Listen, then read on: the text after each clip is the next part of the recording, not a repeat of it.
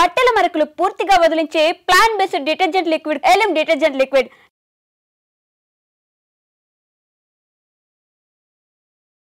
విమాన ప్రమాదం తర్వాత ఇప్పుడు అందరూ మాట్లాడుకుంటున్నటువంటి మాట, ఇప్పుడు సరే ప్రాణాలైతే పోయినాయి, కానీ ఒకవేళ ప్రాణాలు పోయిన తర్వాత ఇప్పుడు అందరు మాట్లాడుకుంటుంది ఏంటంటే అసలు ఇన్సూరెన్స్ ఏమొస్తుంది,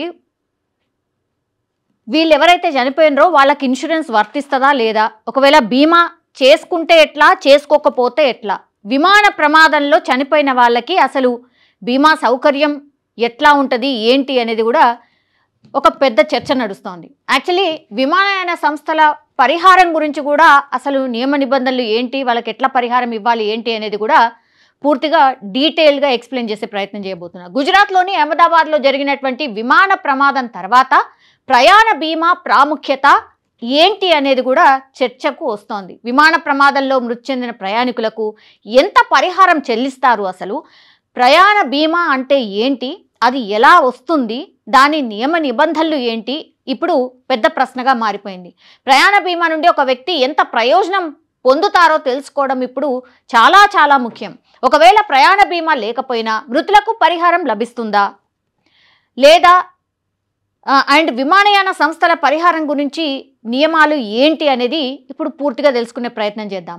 భారతదేశంలో అనేక దేశాల్లో విమాన ప్రమాదం జరిగినప్పుడు విమానయాన సంస్థ బాధ్యత మాంట్రియల్ కన్వెన్షన్ 1999 ప్రకారం నిర్ణయించబడుతుంది.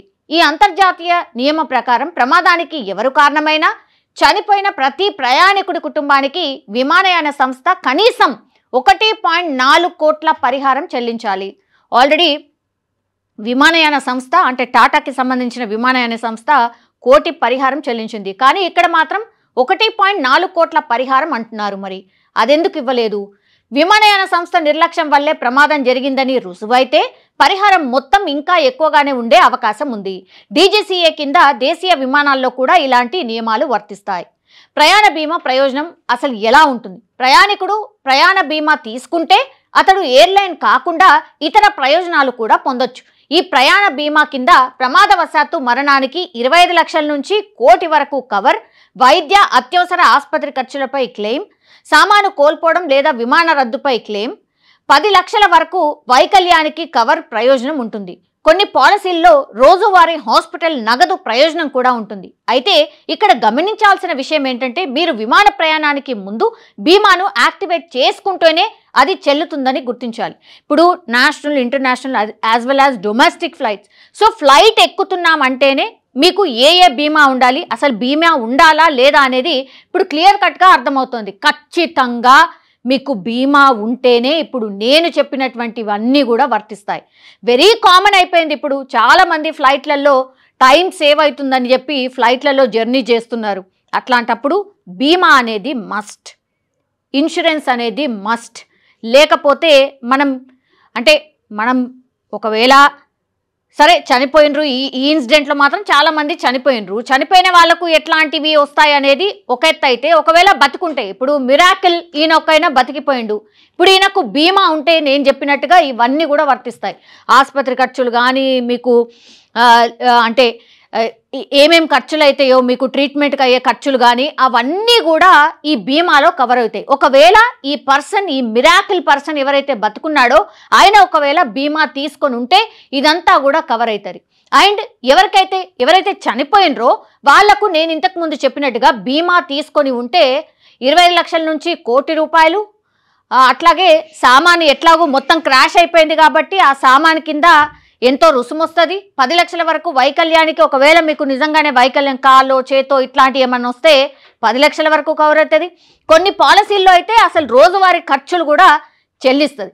సో బీమా తీసుకుంటే ఇన్ని ప్రయోజనాలు ఉన్నాయి. బీమా ఎంత ఇంపార్టెంట్ అనేది మనం దీని ద్వారా తెలుసుకోవచ్చు. ఒకవేళ బీమా లేకపోతే ఏమవుతుంది? మాంట్రియల్ కన్వెన్షన్ ప్రకారం ఆఫీస్ ట్రిప్లో ఉన్నప్పటికీ ఎయిర్లైన్ నుండి పరిహారం పొందుతారు. దీనికోసం కంపెనీ గ్రూప్ ఇన్సూరెన్స్ పాలసీ నుండి ప్రయోజనం పొందొచ్చు. మీరు కంపెనీ తరఫు నుంచి మీరు జర్నీ చేస్తున్నారు, బీమా లేదు మీకు, అప్పుడు మీకు ఏం చేస్తారు? ఆఫీస్ ట్రిప్లో ఉన్నప్పటికీ కూడా ఎయిర్లైన్ నుండి పరిహారం పొందుతారు. ఎయిర్లైన్కి సంబంధించిన పరిహారం మాత్రమే మీరు పొందుతారు. Credit card travel insurance.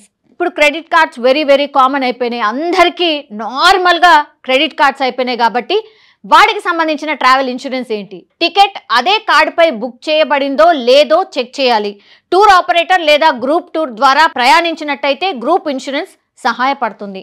So ఇవన్నీ కూడా మనం ఖచ్చితంగా తెలుసుకోవాలి. ఎందుకంటే ఇప్పుడు flight journey very very common అయిపోయింది. ఇవన్నీ కూడా ఉన్నాయని అసలు ఎంతమందికి తెలుసు అనేది కూడా ప్రశ్నార్థకమే. సో ఇవన్నీ ఉన్నాయి. సో ఇవన్నీ తెలుసుకోవాల్సిందే ఎవరైనా సరే. ప్రయాణ బీమా ఖర్చు ఎంత? ప్రయాణ బీమా ఖర్చు మీ ప్రయాణ వ్యవధి కావచ్చు, గమ్యస్థానం కావచ్చు, వయస్సుపై ఆధారపడి ఉంటుంది. దేశీయ ప్రయాణానికి రోజుకు 30 నుంచి 100 ఖర్చు ఉంటుంది. వారం రోజుల పర్యటనకు 100 నుంచి 500 చెల్లించాలి. సో ఒకవేళ మీరు రోజువారీ ఖర్చు వెరీ ఫ్రీక్వెంట్లీ ఖర్చు చేస్తున్నారు అని అంటే దేశీయ ప్రయాణానికి రోజుకు 30 నుండి 100 ఖర్చు ఉంటుందట బీమాకి సంబంధించి. వారం రోజుల పర్యటనకైతే 100 నుంచి 500. వెరీ నామినల్ ఖర్చులు ఇవి మనం దృష్టి పెట్టము, ఏమవుతుందిలే అని వెరీ ఓవర్ కాన్ఫిడెన్స్లో ఉంటాం. కానీ ఇట్లాంటి ప్రమాదాలు జరిగినప్పుడు మాత్రం ఒక హెచ్చరిక అన్నమాట. విదేశీ ప్రయాణానికి అంచనా ప్రీమియం ఎంత? ఆసియా దేశాలకు 300 నుంచి 700, కవరేజ్ 5 నుంచి 15 లక్షలు.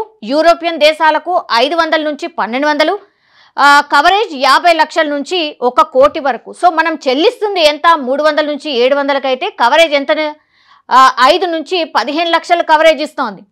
యూరోపియన్ దేశాలకు వెళ్ళినప్పుడు 500 నుంచి 1200 రూపాయల వరకు చెల్లించుకుంటే కవరేజ్ 50 లక్షల నుంచి 1 కోటి వరకు ఉంటుంది. సో ఒక్కసారి మీరు వీటిపైన తెలుసుకోండి, దృష్టి పెట్టండి, వెరీ వెరీ ఇంపార్టెంట్. కెనడాకైతే 1000 నుంచి 2500 చెల్లించుకుంటే 50 లక్షల నుంచి 1 కోటి వరకు కవరేజ్ అందుతుంది. ఆస్ట్రేలియా ఆర్ యూకేకు కవరేజ్ 700 నుంచి 1500 చెల్లిస్తే కవరేజ్ 25 లక్షల నుంచి 1 కోటి వరకు ఉంటుంది. సో విమానంలో ప్రయాణించే ముందు ఇవి చాలా చాలా ముఖ్యం.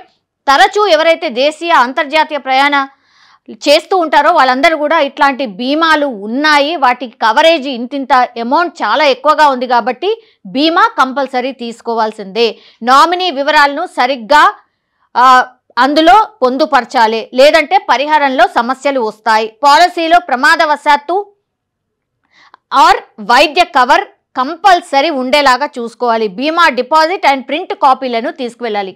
సో బీమాకి సంబంధించిన పేపర్స్ కూడా ఎంత ఇంపార్టెంట్, ఎవరైతే ఈ ఫ్లైట్లలో జర్నీ చేస్తున్నారు అనేది తెలియజేసే కథనం ఇది అనుకోండి, ఆర్ తెలియజేసే ఇన్సిడెంట్ ఇది అనుకోవచ్చు.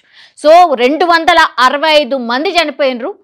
సో ఇమాజిన్ చేసుకోండి, అందులో ఒక్కడు మాత్రమే మిగిలిపోయిండు. ఆయన ఇక అదృష్టం అనుకోవచ్చు, లేదంటే అసలు అంటారు కదా నూకలు ఉన్నాయి ఆయనకి అని. అట్లాంటి మిరాకిల్స్ చాలా రేర్ ఆఫ్ ది రేర్ జరుగుతుంటాయి. కానీ ఈ ఇన్సిడెంట్ చూసినప్పుడు మాత్రం ఒక్కోళ్ళు కూడా బతికే ఛాన్స్ లేదని అందరు నిర్ధారించుకున్నారు కూడా. కానీ ఇక్కడ ఈ బీమాలు ఇవన్నీ కూడా మీరు తెలుసుకొని విమాన ప్రయాణాలు చేసేటప్పుడు దయచేసి ఇన్సూరెన్స్ అనేది మస్ట్ అని తెలియజేసే సంఘటన ఇది.